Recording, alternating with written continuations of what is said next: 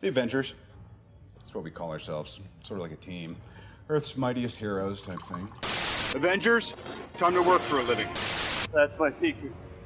I'm always angry.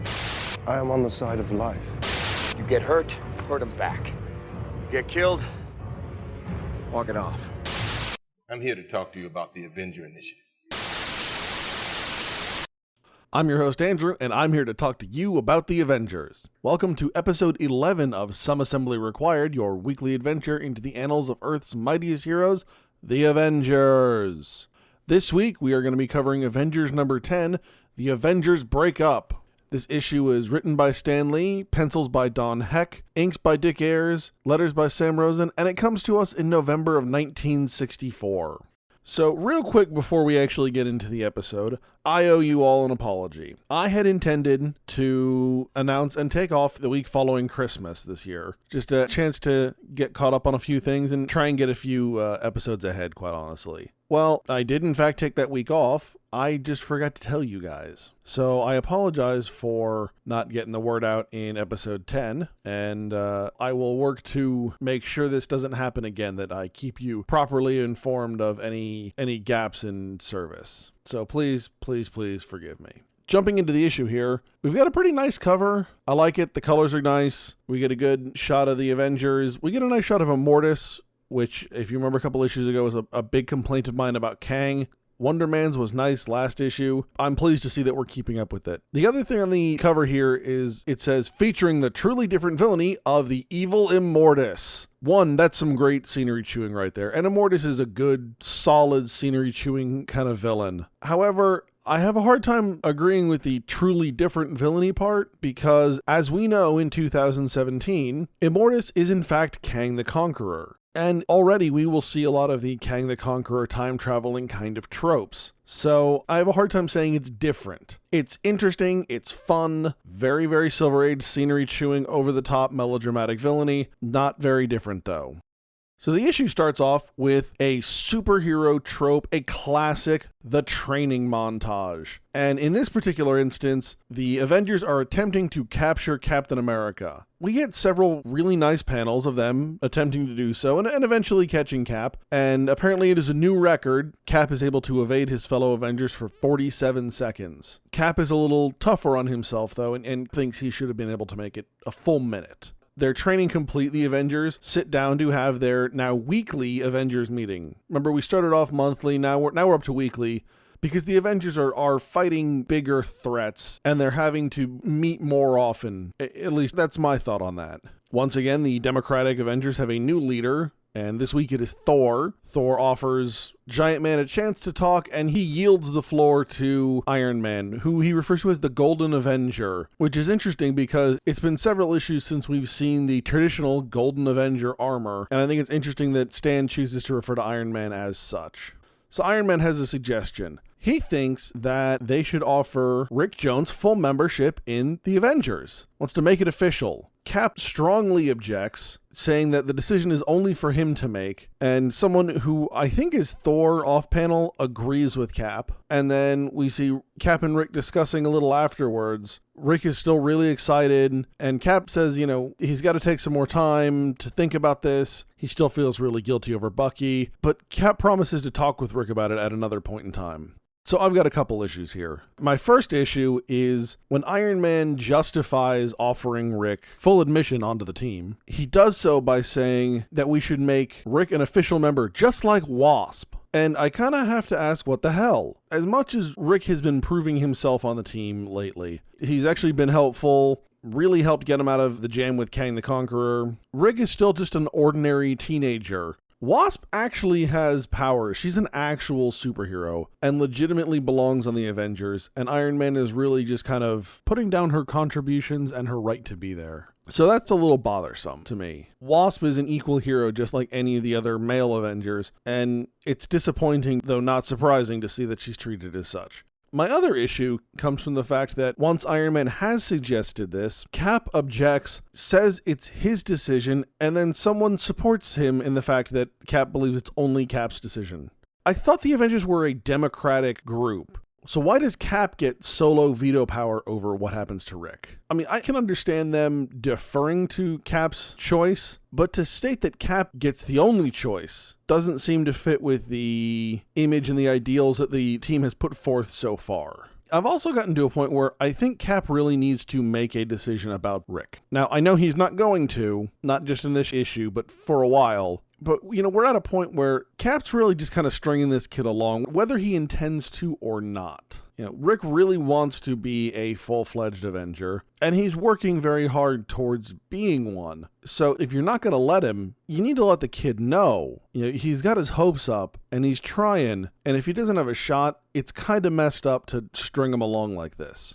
Our heroes are apparently, though, not the only ones who have meetings, and we quickly cut to the Masters of Evil having a similar kind of meeting, but with a much different tone. Zemo starts off by making a general, villain speech. I won't rest until I've defeated the Avengers. And then Executioner goes off and starts talking if only he and Enchantress had their powers. And then Zemo pretty quickly cuts him off. And I got to give Zemo some credit for this. Zemo basically tells Executioner, look, you need to stop dwelling on the what if. We're not dealing with what if. We need to deal with reality. Of course, after that, Zemo starts going on about how they need another powerful ally, to which Enchantress throws it back in his face and says, we tried that last issue. It didn't go so well for us.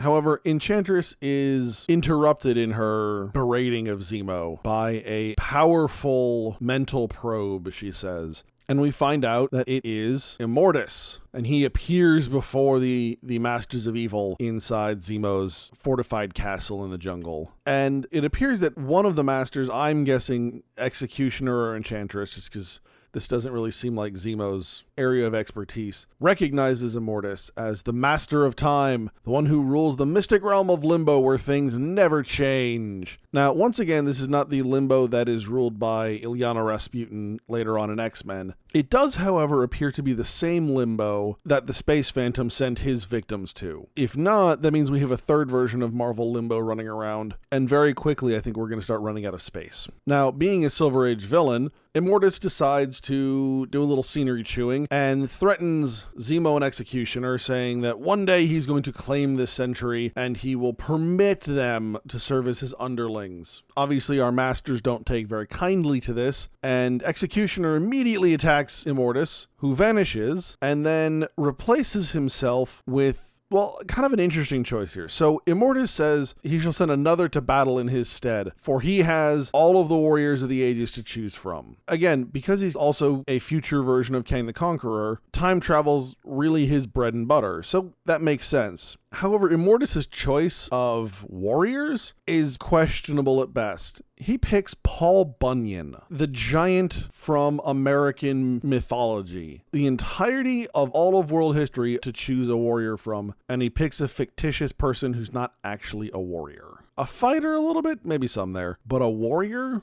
Now, admittedly, we do get a fairly amusing fight between this giant-sized Paul Bunyan and Executioner. At one point, Bunyan decides to swat Executioner like a fly, and we've got a great panel of Executioner like nearly spread eagle, using his entire body to try and stop Paul Bunyan from pushing him aside. It is completely and utterly futile. Unfortunately, you guys can't see it. I'm actually acting out what's going on here. It's kind of not one of my better choices, audio podcast and what all, but I just had fun with it. Eventually, Immortus stops Paul Bunyan because Zemo starts whining about nearly destroying his castle. And then we get a weird kind of turning of the tables here. So to start with, Immortus really feels like he's the one in control. He appears in Zemo's castle. When Executioner tries to fight him, Immortus is the one who sets the terms. And then, as soon as the fight stops, Zemo's the one who starts setting the terms. And he demands that, in addition to having just proved his strength, Immortus has to prove his loyalty by destroying one of the Avengers. Now, Immortus agrees, and this really even plays into what Immortus wants, but I think it's just an odd choice that someone who is very much in control to start this, and has done nothing to lose control, so willingly submits to Zemo's authority.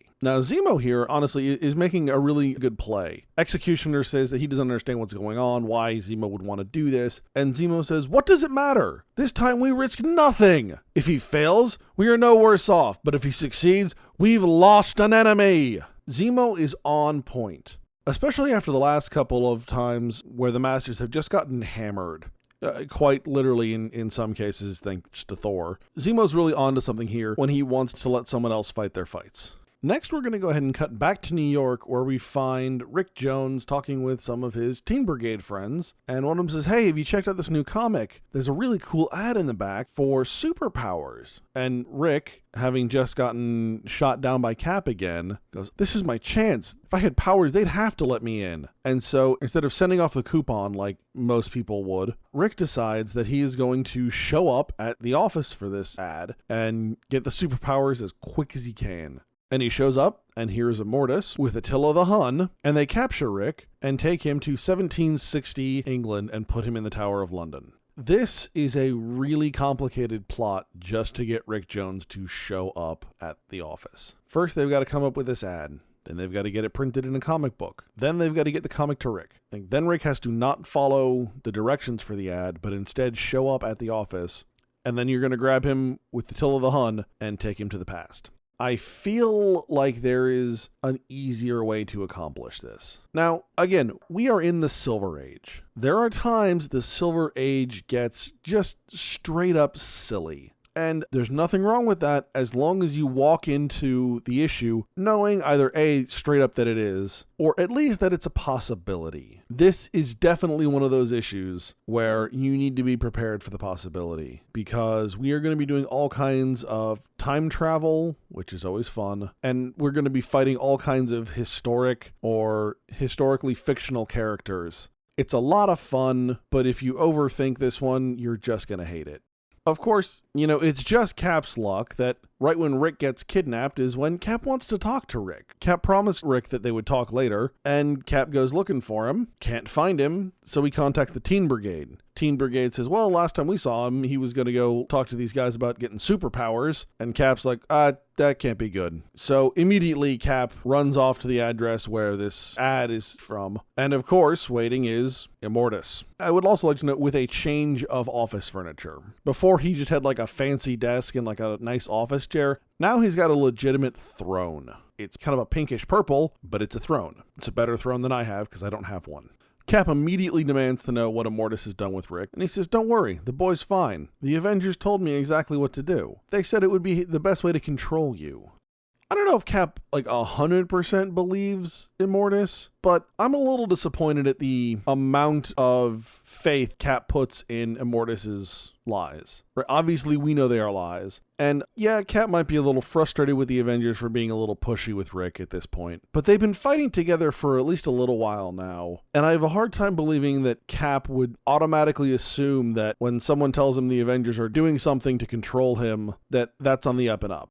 Of course, because Cap does believe Immortus, we immediately then cut to Cap back at Avengers Mansion, confronting his fellow Avengers.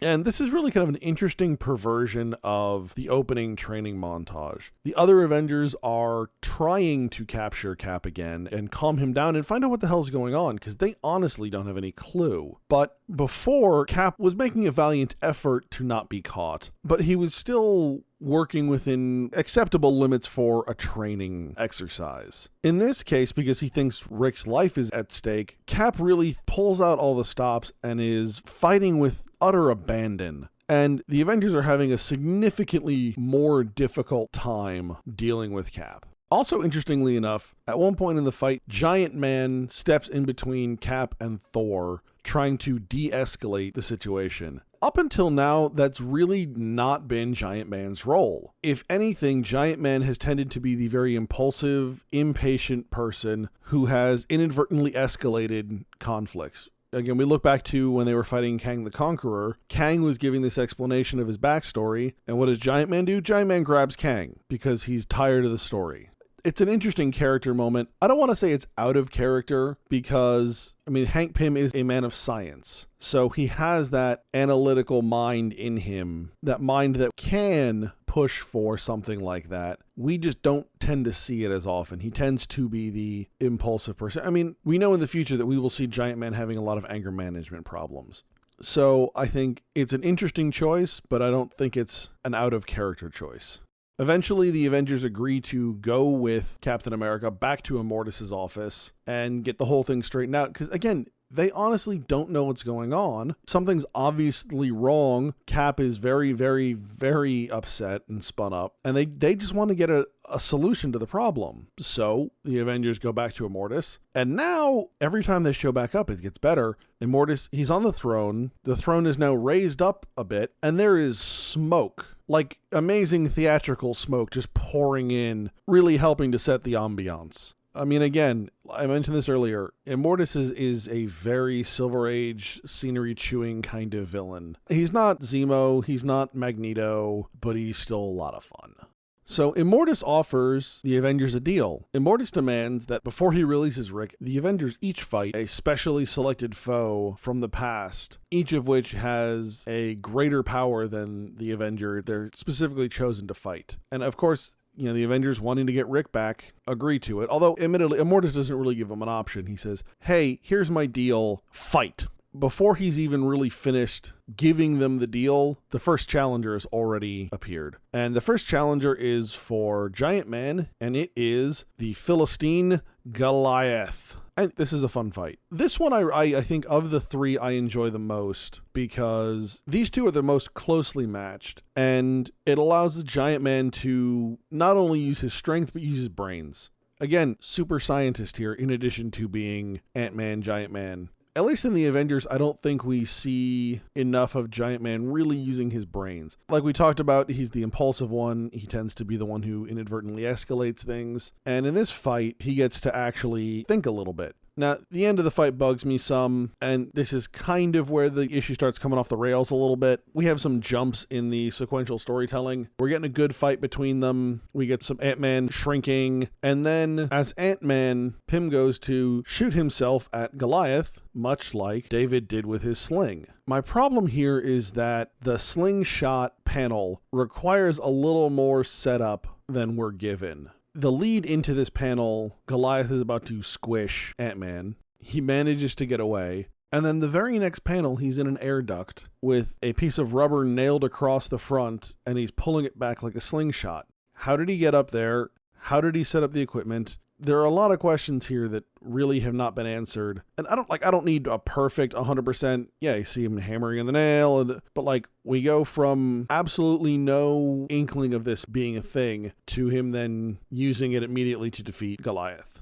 So that's our first matchup. Our second matchup is by far the dumbest, and it is Iron Man versus Merlin the Magician. And again, I would like to point out that Immortus claims he can pull anyone from history, and he's pulled Paul Bunyan and Merlin, two individuals we know to be completely fictitious. I get the idea that they're just trying to pull recognizable names to preteens, early young teenagers in the 1960s. But I've got to believe that there are better ones than Merlin and Paul Bunyan. Now, the fight between Iron Man and Merlin, it's okay. Merlin traps Iron Man in a cage. Iron Man frees himself. Merlin tries to shoot him with a bolt of lightning. It's kind of standard stuff. But then Iron Man does something that I kind of think is cool, is that he uses a light and sound weapon to incapacitate Merlin. And I like this for a couple of reasons. One, it's something different. It's something practical. It's non-lethal. I used to watch a lot of History Channel and Military Channel kind of stuff. And every so often you would see, shows that talk about non-lethal weapons that different companies were working on. And you'd occasionally see something like this. It would flash some kind of strobe and it would be this really obnoxious sound that would incapacitate people. Tony Stark is a weapons manufacturer, and again, as a superhero who doesn't kill, I think this is a perfect weapon. And I don't know how often we're going to see this, but I would like to see more of it being used. I think my only complaint with it is that Iron Man's protected because he's got his armor. Nobody else has armor, nobody else should be protected, but the only one affected is Merlin. Admittedly, it's a small flaw.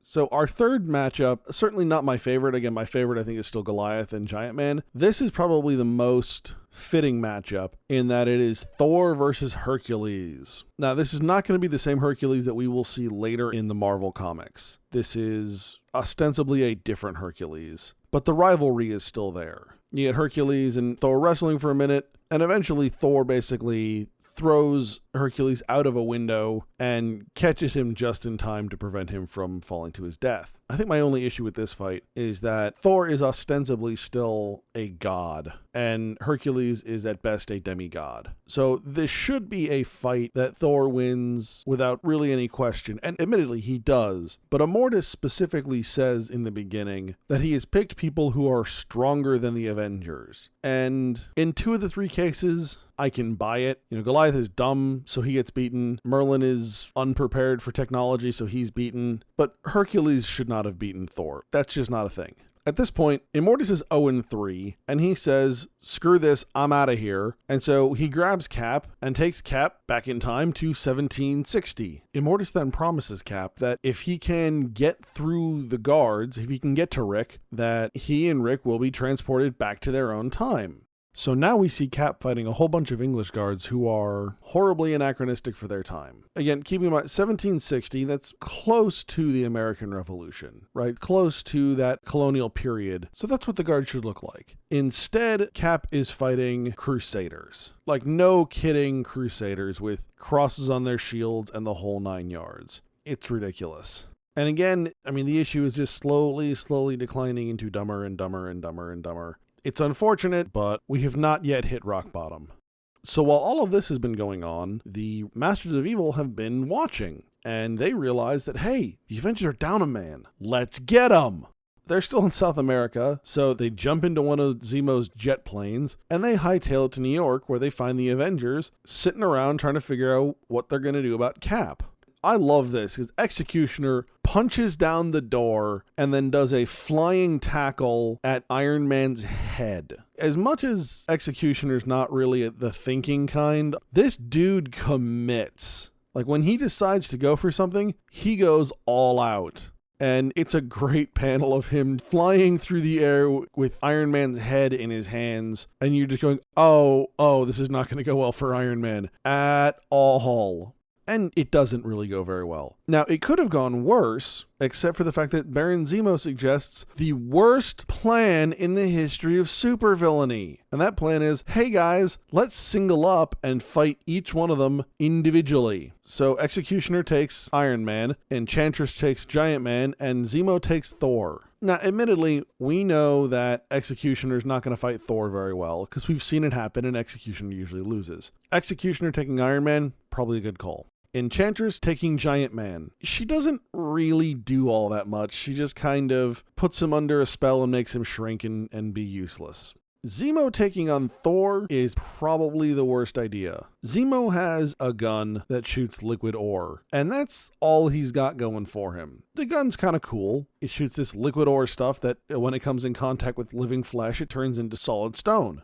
But you're doing this to the physically strongest Avenger, the one who is most likely able to break out of it. Zemo claims it's unbreakable, but we know it's not going to be unbreakable. Mostly because it's stone, but also because this is a comic book. It just seems like a bad call for Zemo to claim the strongest member of the team. If anything, they should have taken out the other 3 Avengers and then triple teamed Thor. Like, that would have been the best way to go about doing things.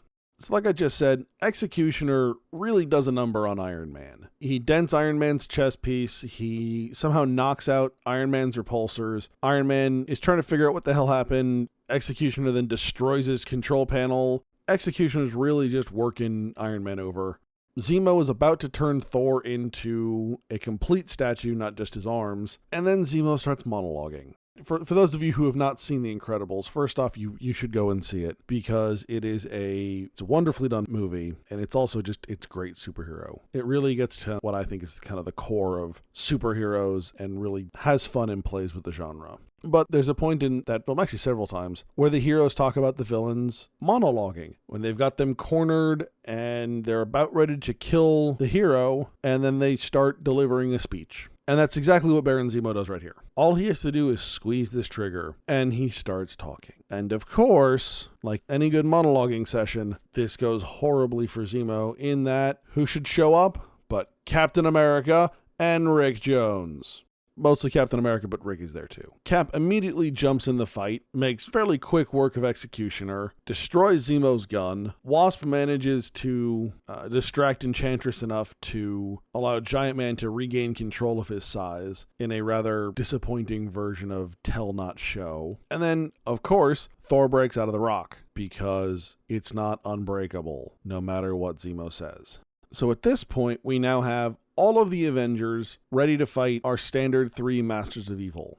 And the Masters of Evil know how this is going to go because it's happened before and they get their butts handed to them. That's what's going to happen. So instead, Enchantress casts a spell and takes the Masters of Evil back in time a couple of days so that none of this ever happened. And we cut back to the Avengers having their weekly meeting. And the Masters of Evil are once again complaining. Enchantress is contacted by Immortus, only this time she's prepared and breaks off contact, and this all never happens. What the hell?